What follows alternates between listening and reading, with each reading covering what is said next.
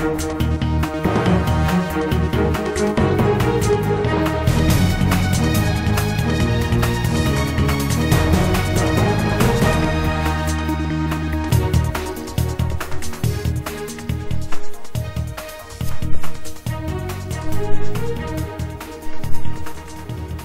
evening, welcome to the Buck Stops here. I'm Vishnu Shom. On the program this evening, with top sources confirming that the President, while sanctioning the removal of Kamla Beniwal, wrote that he was satisfied with the evidence of corruption, we ask, has the Congress's claim of vendetta against the ex-governor now been weakened?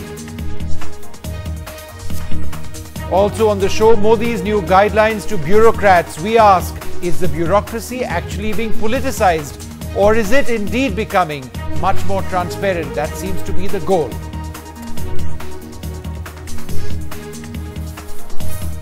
And the World Health Organization says there is an international outbreak of the deadly virus Ebola. What is the threat that you and I face in India? The Health Minister, Dr. Harshvardhan, joins us on this program.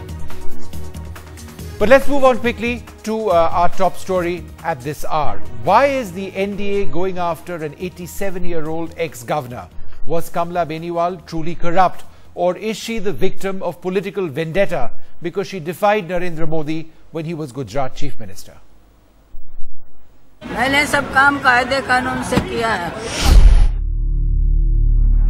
Kamla Beniwal lie when she claimed she tilled land for 50 years in order to get compensation for prime land in Rajasthan? That is at the crux of the controversy about her dismissal as governor by the centre. Beniwal is accused of getting compensation from the state government by filing an affidavit in 2012 which said she had worked on farmland for 14 to 16 hours a day. It is on this basis Beniwal and other members of the farm cooperative tried to divide up land worth crores among themselves. The BJP raised this issue in May 2012 and soon after a local lawyer took this case to court. It is criminal case of falsification of the record, which are the very serious offence. And now once she had lost the protection of the Article 361 in the Constitution. A report by the Jaipur collector in April says the land allotted to the farmers cooperative of which Beniwal was a part should have reverted to the government after 20 years as they were not given any legal rights to the land. Hence their claim for compensation is wrong and the society hid facts. However, other members of this farmers cooperative to which Kamla Beniwal belongs say the matter is being politicized and misinterpreted. कमला जी खुद हाथ से कर रही है या काम करवा रही है, उसमें वन एंड सेम थिंग, कोई फर्क नहीं है. उसको गलत इंटरप्रेट करके वो बड़ी पोस्ट पे हैं, तो उनके नाम को उछालने के लिए कि इन्होंने कब 18 घंटे काम किया. The issue is about land worth crores of rupees, and did Kamla Beniwal and other members of a farmers cooperative submit false affidavits to get the land allotted to them? The issue is still caught in a legal tangle, but after being in active politics since 1954, Kamla Beniwal suddenly finds herself out in the cold. In Jaipur, Harsha Kumari Singh, NDTV. On the program this evening, the President says he is satisfied with proof against Beniwal. What exactly does this mean as far as the UPA's argument is concerned that in fact there is a political vendetta against the ex-governor? Joining us to debate this in just a few moments, Manish Tiwari, spokesperson of the Congress. At this stage, I'm joined by Jai Narayan Vyas, leader of the BJP, KTS Tulsi, senior advocate at the Supreme Court, Naresh Gujral, Rajya Sabha MP of the Shiromani Akali Dal, and we'll also be joined by A.K. Jain, the senior advocate of the Rajasthan High Court, who is a lawyer of the complainant in the Kamla Beniwal case. Mr. Vyas, let me come to you first. The President has said that he is satisfied that these allegations of corruption against Kamla Beniwal are serious, which is why he's gone ahead and issued those orders. But my question is this: why did the BJP have to wait so long? Why did the BJP transfer her from Gujarat to the Northeast before actually pushing for her removal? See, basically, let us understand that first of all, as you very rightly started this debate, this is an action which is endorsed and approved by the President of India. So, in no case it should be deemed to have been the final action of the government of the day. It is the action which is endorsed by the President of India, and let us understand that what options President of India has. President of India, once the matter is referred to him, has an option to refer it back for reconsideration. Again, if it is referred to him, he can either keep it pending indefinitely or comply with it. So, President had both these options, referring it back or keeping it pending. So, considering that this was possible for the President to keep it, it would not have been difficult. There are a number of matters which are kept pending by the governors and the President for years together. So, if the President would have got even an iota of doubt that there is a 50-50 case, he would have taken his time. It was not compulsory for the President to sign on a dotted line. He would have taken his sweet time, I take that point completely. I'm just asking about the timing. Because that would have been... Critics of the BJP say the timing is questionable. Yes. All right. For example, she flew out of Gujarat 63 times using state aircraft between 2011 and 2014. Prima facie, it appears that that is a misuse of government resources. But why is it that this detail did not emerge earlier? Why is it that you didn't push for her removal earlier on? You waited and you transferred her, and now all of this is emerging. It's a very valid question which you are raising. You know, I would like to say that the governors' budgets are even not discussed by the State Assembly, much less they are audited. They are never discussed nor audited, it's just not done. And therefore, the action that the governor of the day takes, he or she is the constitutional head of the government, and the government of the day at the state level cannot question the actions taken by him. Now, coming to your next question, that why it was not complained earlier. Now, earlier if it was to be complained, then the UPA government, I don't know to what extent they would have cared for it. Second, that, you know, a person who is holding the highest constitutional office at the state level, a gubernatorial office, must be above any doubt as far as the use of the government resources are concerned. Okay. Even the smallest of the person in the government, if he misuses even 1 rupee, he is sent home. There is an inquiry and he is dismissed. Now, if you are doing it, the resources which are at your disposal, and you are using 288 flying hours between Ahmedabad and Jaipur, that means you considering 4 years tenure, you are flying out every year 3 times a month. Now, 3 times a month you are flying out for official work. Who in his right sense will believe that you are going to Jaipur, and what kind of official work the governor of Gujarat was doing in Jaipur? If it was for Delhi, I can still understand. Okay. What kind of official work she must be doing in Jaipur? Okay. So it is absolutely, even, I mean, I would say that I will not discuss the proofs for the simple reason that they are not in the public domain. Relying upon what the President of India has taken the decision is not in public domain. No, sir, but we are saying it's source-based information. Anything that we discuss and the words used by the President, and which we have been reporting all day, is that apparently he is satisfied, and he's written this in his own hand. But Mr. KTS Tulsi, let me come to you first. The fact that the President yeah, Mr. Vyas, one moment. KTS Tulsi, sir, the President seems to have signed off on this. Obviously, the removal cannot take place without his consent, and he's in his own language. He seems to have indicated in the file, and we've been reporting this all day, that look, the allegations appear to be serious, and therefore action has been taken.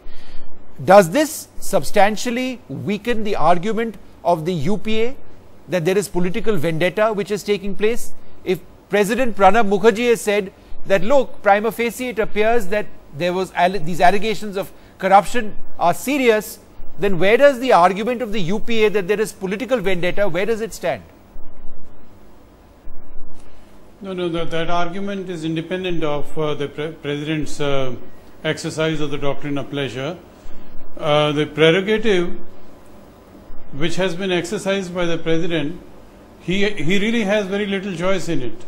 He doesn't have much choice. He cannot scrutinize the material in great detail. All that he can do is, just a minute.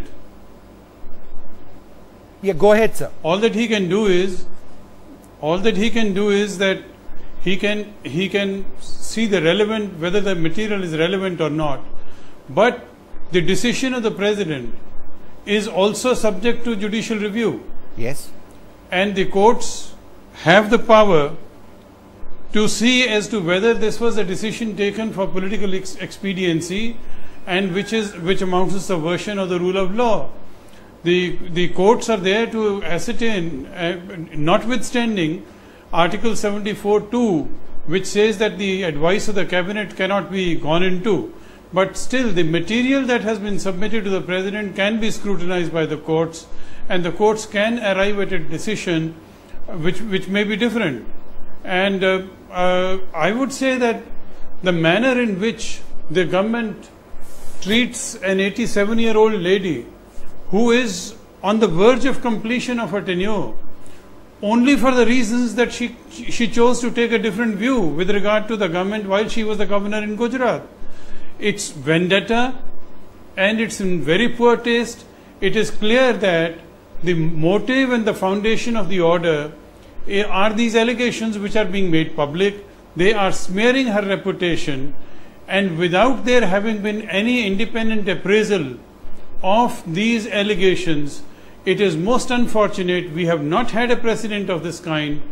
This is that they would not even let her complete her tenure, which was 2 months remainder.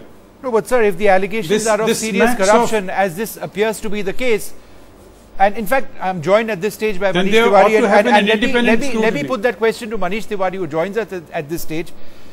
Manish, the allegations appear to be quite serious. She has used state aircraft 63 times between 2011 to 2014, 53 trips to Jaipur, allegations of a land grab in Rajasthan. In fact, we've got the lawyer on the other party who's with us on this particular program, and there are other allegations that the Gujarat government lost 1,216 crores in central funds because she sat on a critical bill while she was in the Raj Bhavan there. So why should anybody's age be reason for them to be excused or these not to be investigated?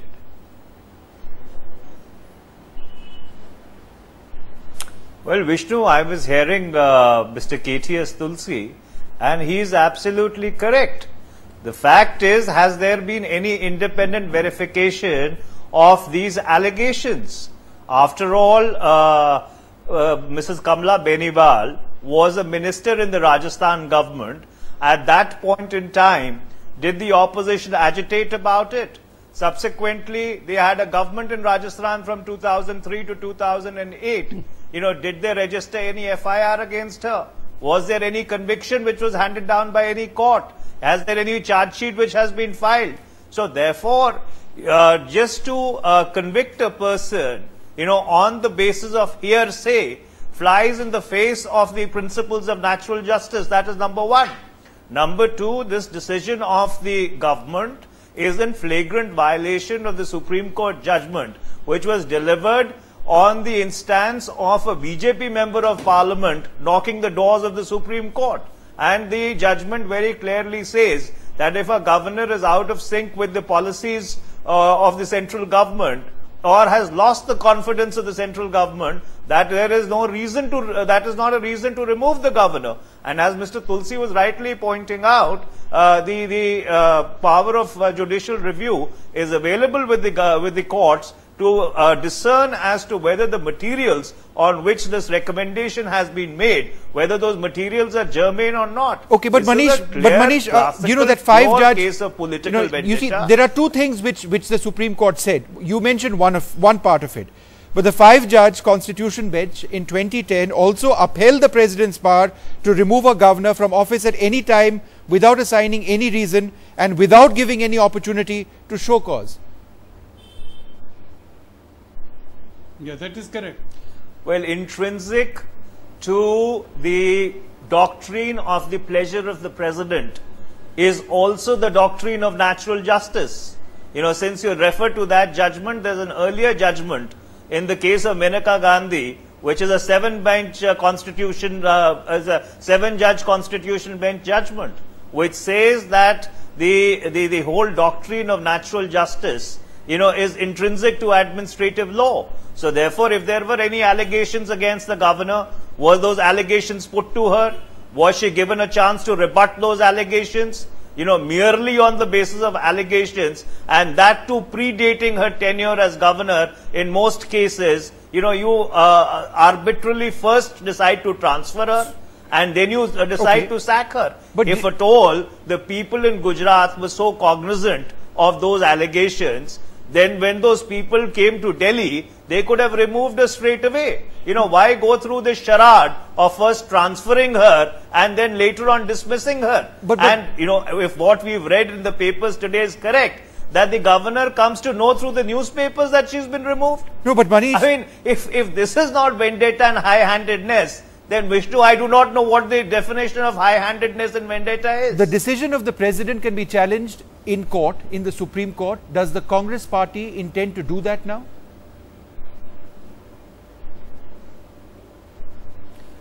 Well, what the Congress party intends to do, or what the person in question intends to do, that's a decision which will be taken when we cross the bridge. But prima facie, the decision which has been taken by this government is arbitrary, it is capricious, it is motivated. But what about the decision of the president? Do you believe the decision of the president is arbitrary, it is capricious, and needs to be legally challenged? The president is bound by the aid and advice of the Council of Ministers. And may I just point out to you, Mr. Vishnu Som, that if the government is so sure of its case, why doesn't it make the reasons public? Okay. It should make the reasons public, because the right to know is the fifth pillar of democracy. Let the government come out and place all the material on in the public domain, on the basis of which the Council of Ministers has made the recommendation. But a lot of that information is already out in the public domain. For example, the entire allegation of land grab in Jaipur. Well, which there is a perhaps difference. the most serious allegations it's out. There's a difference between leaks. Vishnu, there's a difference between leaks, peeps and squeaks, and an official released by the government saying, all right, these are the reasons on the basis of which the Council of Ministers decided to recommend to the President that the President should withdraw his or her pleasure. Okay, so let's put that, to somebody credible over here. A.K. Jain, senior advocate of the Rajasthan High Court, lawyer of the complainant in the Kamla Beniwal case. Mr. Jain, what are the allegations against the former governor? Why do you believe they're serious? The allegations are very much clear. We filed a complaint in the year 2012 and court ordered an inquiry by a state police in the November 2012 when the government of Rajasthan was headed by Mr. Ashok Gehlot, the Congress government, and during his 1 year tenure, the matter was inquired and police came to a conclusion that Mrs. Kamla Beniwal is involved in the 6,000 crore land scam case. She has cheated the people. Furthermore, she interpolated the documents. She gave the wrong information to the officials. And this report, which was prepared by during the period of Mr. Ashok Gehlot, was submitted to the court only after the elections was over. And the court report categorically says that the criminal proceeding cannot be initiated against Mrs. Kamla Beniwal since she is a governor of a state and got a constitutional protection under section 361 of the CRPC. This case relates back to 1970 when she first became the member of this agriculture cooperative society which was working since 1953. And the land which should have gone back to the government in the 90s, they deliberately kept with her and make the false records there. Okay, Manish, I'll come to you in a moment. But and not only this, all right, sir. I'll get Manish Tiwari to respond to that in a moment. But Mr. Gujral has been listening in very, very patiently, and I must come to you, sir. Do you believe that given these allegations which have just been spelled out, there is sufficient ground for this government to have gone against her, or this vendetta politics is what the reality is? Vishnu, this entire controversy of the sacking of the governors has to be viewed in the historical perspective. If you read the Constituent Assembly debates, it was suggested at that time that only men and women of exceptional character and ability should be appointed governors. The Sarkaria Commission report said only those men and women who are apolitical, unbiased, and who have excelled themselves in any field should be appointed governors, and also those who had not been in politics immediately prior to being appointed governors. Now thereafter, from the 60s, we have witnessed that the governor's homes became retirement homes for politicians of the political parties that were in power. Now, since that was the case, I think it is only fair that the moment a government is voted out, all its political appointees, be they governors, ambassadors, members of commissions, whoever has been a political appointee must resign. This is a principled way of going.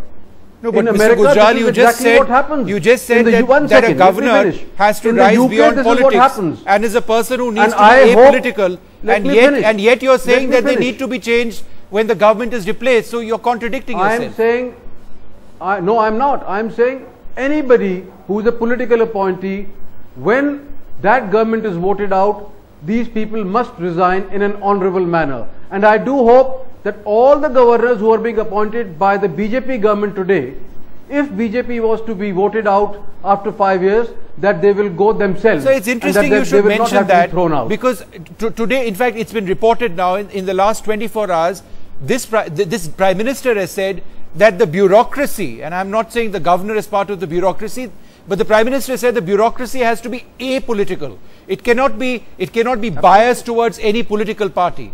But on the other hand, what you're saying now is that governors are essentially biased towards a political party on the basis of the fact that they have been selected by a political party. I'm saying it is very tragic that is what has happened over the years. We have moved away from what the Constituent Assembly had suggested or what Justice Sarkaria had suggested. Okay. Now, it's politicians, it's those who are close to the ruling party, they are the ones who are being appointed. And if those people are going to be appointed, then they must go the moment a government is voted out. Okay, Manish, couple of points over there, but I'd like you to first answer the very serious allegations of land grab against Kamla Beniwal. How can the Congress continue to defend her?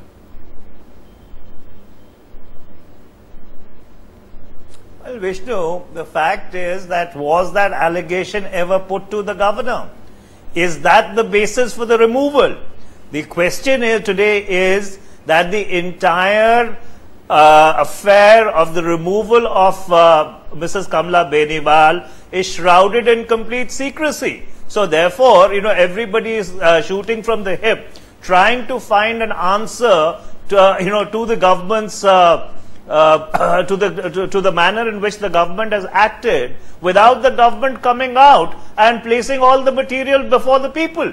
The fundamental question is not whether there is an allegation against Mrs. Kamla Beniwal or not. The fundamental question is, was that the material which formed the basis of the advice tendered by the Council of Ministers to the President of India? Nobody knows, because this government is completely opaque. Okay, point and taken. It is completely, has gone into hibernation. No, point taken. You can argue that this government doesn't talk, Manish. Very correct. Right. When you were in power, you said that earlier on that the allegations against you were that Prime Minister Manmohan Singh didn't speak. So now the allegation is that the BJP needs to speak more.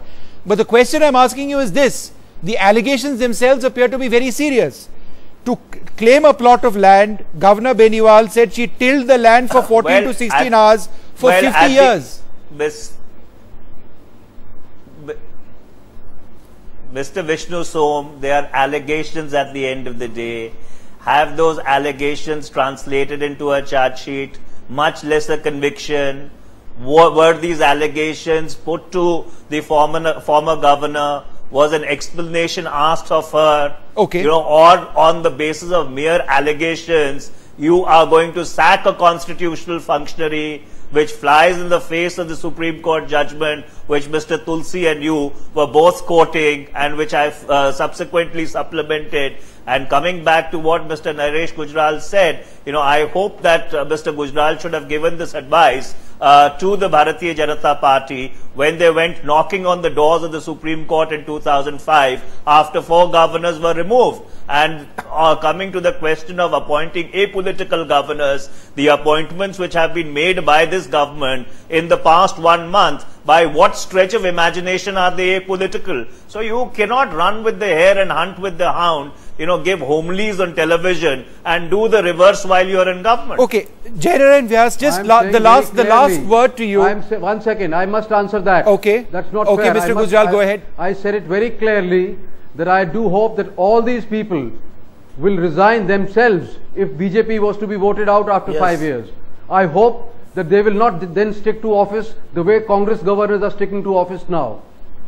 Okay, all right. Be that as it may, Mr. Vyas, last Mr. word Gujral, to you. It is the BJP which Manish, went to I don't have court time to and got a continue this. judgment. I must get Mr. Vyas in because you've raised a lot of points. Mr. Vyas, the central allegation or argument being raised by Manish is that this government isn't openly coming out with a document saying allegation A, allegation B, allegation C, and here's the proof, here's the agency which has investigated it. This is why it is credible. This is all leaks coming into the media domain. Well, I have great respect for my friend Manish Tiwari as a very eminent lawyer. He also will admit the transparency with which his government performed. We are not debating that. But on the issue of whether governor was given a chance to face those allegations and reply, as a lawyer, he would tell me that when there is an appeal, when there is a complaint and there is a case before the apex court of the state, either Ms. Beniwal or her authorized lawyer must have filed the defense, must have defended these charges. There was an inquiry which also must have sought the replies of the questions that were pertaining to her. Okay. And at the end of the day, and it was Congress government, not Bharatiya Janata Party, so that you can say that it was manipulated. It was an inquiry carried out under the court's order, the section 202. Okay, fair enough, sir. But perhaps these details need to come out into the public domain much more, section 341, so that there is clarity and transparency, which the Prime Minister says is very much what his government is all about. I'd like to thank all of you for joining us. I suspect this debate is going to... Manish, I'm sorry, I'm completely out of time. May I quickly rebut that? You need to give me a minute. No, Manish, I've given you... I can only select one person who can rebut. I mean, you both had that opportunity. No, that's all right. I understand you have a time constraint. We'll do it the next time. Okay, all right. I'd like to thank all of you very much for joining us.